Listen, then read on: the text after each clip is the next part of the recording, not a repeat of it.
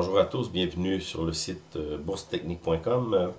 J'aimerais faire un récapitulatif de ce qui est arrivé en 2015, excusez, à savoir si on a eu une certaine performance au niveau des indices principaux, surtout américains.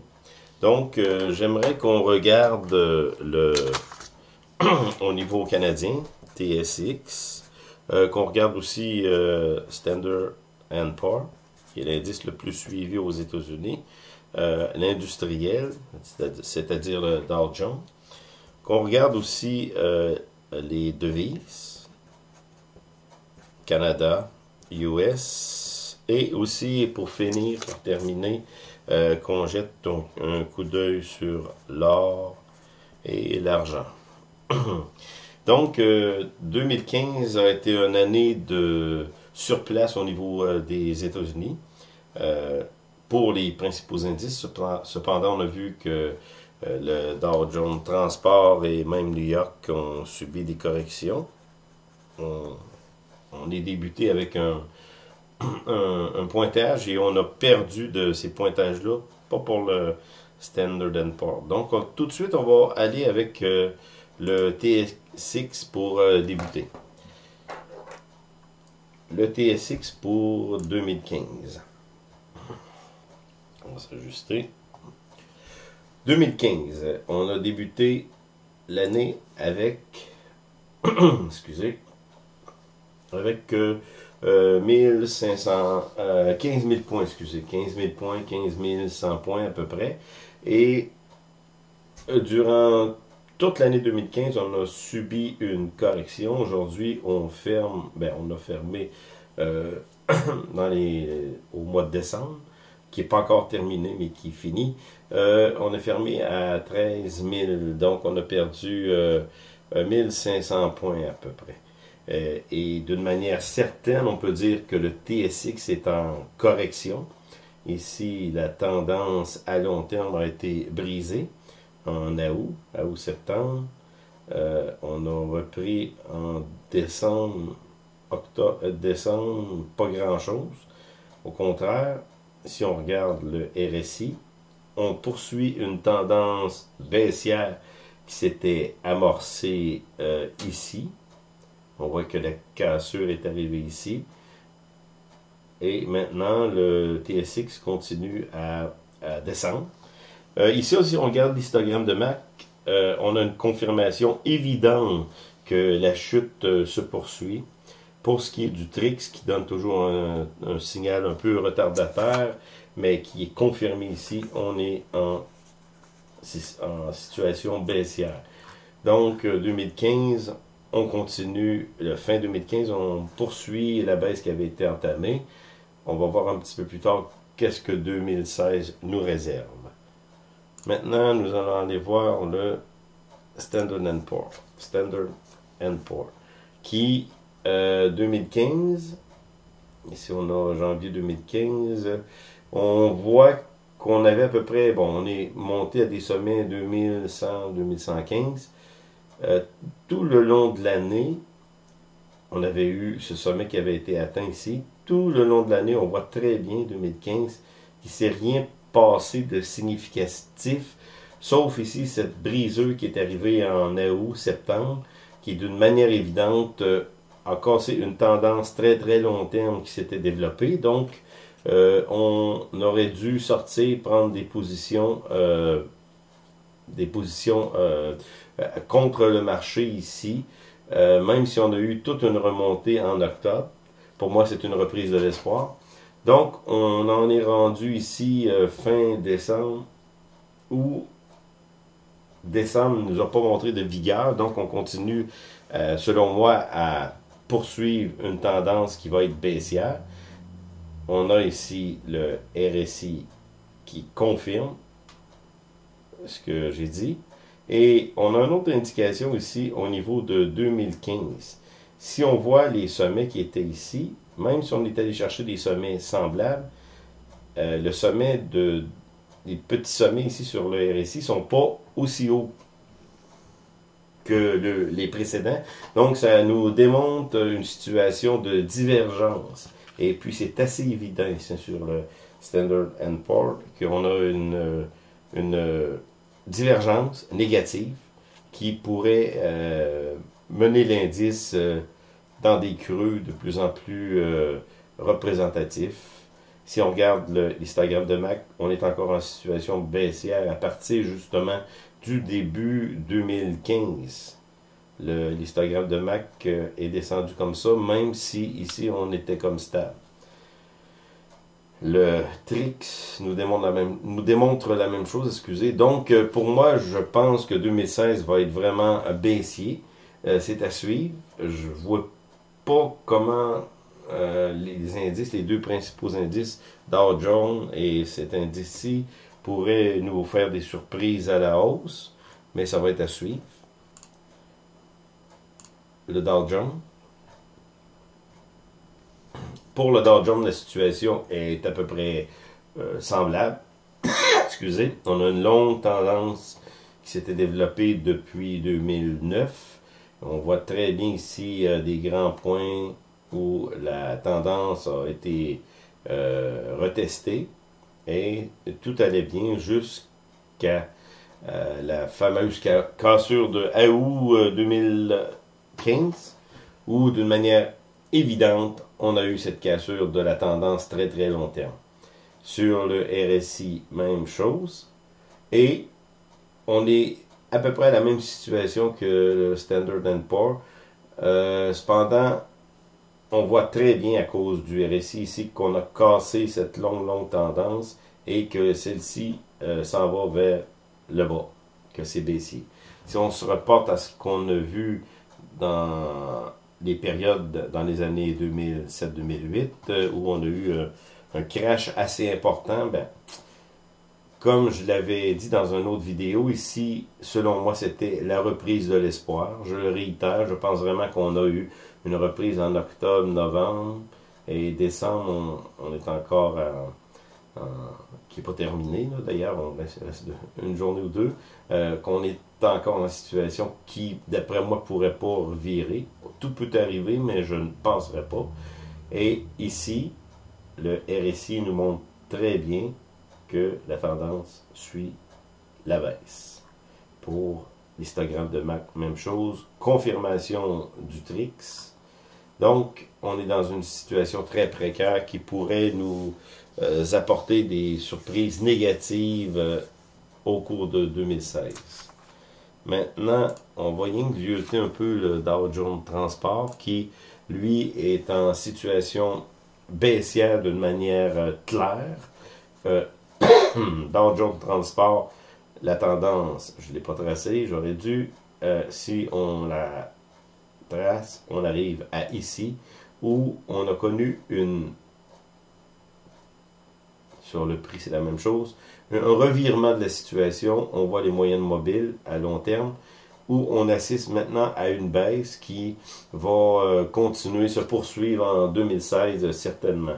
Donc, même chose pour l'histogramme de MAC qui nous confirme ça, le TRIX aussi. Donc, à long terme, le marché s'en va à la baisse. Jusqu'où cette baisse peut-elle se poursuivre? On n'en a pas d'idée. Cependant, il semble y avoir beaucoup de faiblesse au niveau du marché. Donc, 2016 pourrait être catastrophique, peut-être aussi pour les autres indices, mais particulièrement pour le Dow Jones Transport. Maintenant, on va aller voir au niveau des indices, cet indice que je suis beaucoup ici, en fait deux indices, mais une que je suis beaucoup, qui se trouve être une représentation de les indices mondiaux, sauf les États-Unis. Ici, encore, j'ai tracé ma ligne de tendance. On a une cassure en août, mais qui n'a pas été suivie d'une reprise aussi forte qu'aux États-Unis. Au contraire, la petite reprise ici qu'on a eue de l'espoir, que j'appelle, c'est ramolli et en décembre, on se retrouve ici. La tendance sur le RSI, même chose, qui nous confirme que la force qui existait dans cette montée ici, qu'on avait eue, c'est terminé. Donc, on est en tendance baissière. On débute une tendance baissière qui pourrait nous faire connaître de nouveaux creux, comme pour les indices américains ou européens, parce que ça représente tous les indices mondiaux, là, la moyenne des indices mondiaux. Même chose ici, on regarde l'histogramme de MAC, on est en zone négative, de TRIX en zone négative, une confirmation assez évidente. Maintenant, je vais aller voir, excusez,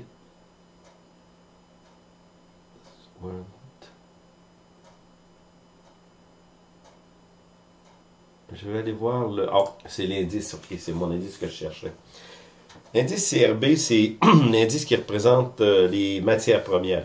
Pas rien que le pétrole, mais c'est plusieurs matières premières. Il y en a un paquet. Vous pourriez faire une recherche sur le web pour trouver quelles sont les matières premières que cet indice nous démontre. Mais on voit que la descente s'est poursuivie tout le long de 2015. Si on regarde le graphique du pétrole, c'est sensiblement la même chose. Donc, on a une descente. Oui, on est vraiment en survente. L'indice est vendu d'une manière assez effrayante. 2015 a été vraiment particulièrement désastreux pour les matières premières, mais on se retrouve encore dans une zone qui ne nous permet pas de revenir dans le marché.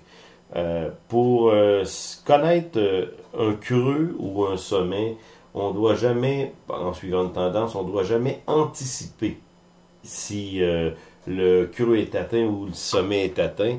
Il faut toujours avoir une confirmation, soit des indicateurs ou soit des tendances sur les indices eux-mêmes. Mais là, pour ce que je vois en ce moment, il n'y a rien qui nous indique qu'on devrait rentrer dans le marché. Au contraire, marché, je parle du pétrole, marché de l'or même, des métaux.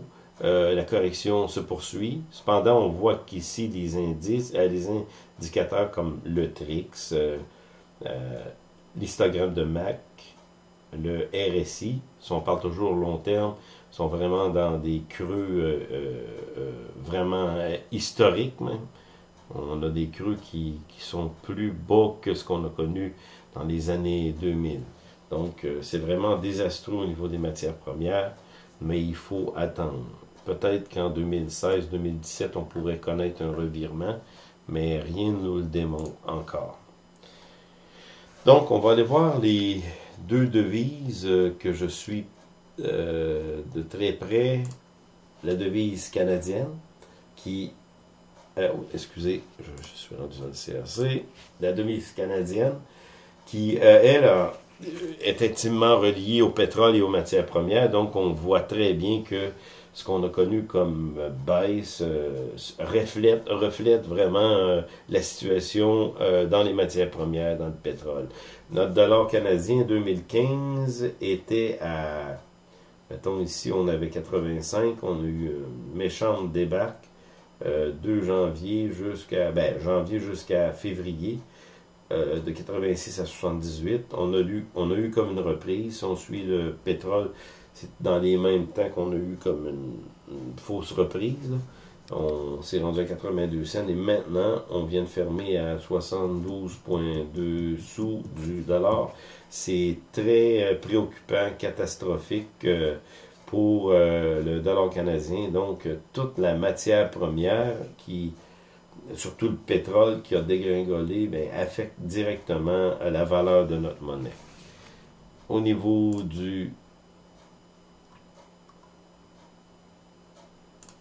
la devise américaine, au contraire, si on peut le constater, la devise américaine est presque toujours contraire aux autres devises. Donc, on voit, graphiquement parlant, si on suit, par exemple, le dollar canadien,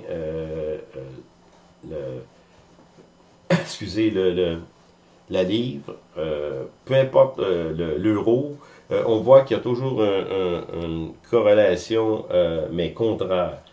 Lorsque les devises, certaines devises montent, le dollar américain descend, et lorsque le dollar américain monte, c'est le contraire ce qui se produit. Et encore, on n'a pas été surpris de voir ça, la descente des matières premières. Plusieurs se sont réfugiés dans le dollar américain, qui a connu quand même, dans 2015, une montée assez spectaculaire, qui est partie d'à peu près 82 sous à bon, 98 ici. Donc, le dollar américain est en montée. On n'a pas eu encore de confirmation de vente. Ici, on a une divergence négative, mais vu qu'on est encore ici en territoire positif, on pourrait réavoir une reprise, que le dollar pourrait poursuivre sa montée, je ne sais pas jusqu'où. On regarde ici dans les années 2000, 2001, il s'est rendu assez haut. Et il y a peut-être une petite remarque que je voudrais vous faire, parce que d'après moi, 2016, ça va être une année catastrophique au niveau des bourses, c'est ce que je pense, mais il faut suivre les tendances avant de préciser notre pensée, mais c'est ce qui semble se dessiner. En 2007-2008, lorsque le crash est arrivé, regardez la montée du dollar, le dollar américain, je parle. Ici, c'est l'automne 2008 où on a connu une descente phénoménale de toutes les bourses, autant les devises, les indices américains que canadiens, que mondiaux. Eh bien, le dollar américain ici continuait de monter. Ensuite, on a eu une correction, je comprends, en 2009, lorsque les bourses ont repris de la force et qu'il fallait rentrer. Donc, c'est peut-être la même chose qui se produit ici. Peut-être que le dollar américain pourrait continuer sa montée, malgré la chute des principaux indices boursiers mondiaux. Donc, c'est à peu près ce qu'on a vu en 2015. Dans une prochaine présentation, on regardera ce que pourrait nous réserver 2016. C'était Jean-Claude Larochelle pour boursetechnique.com.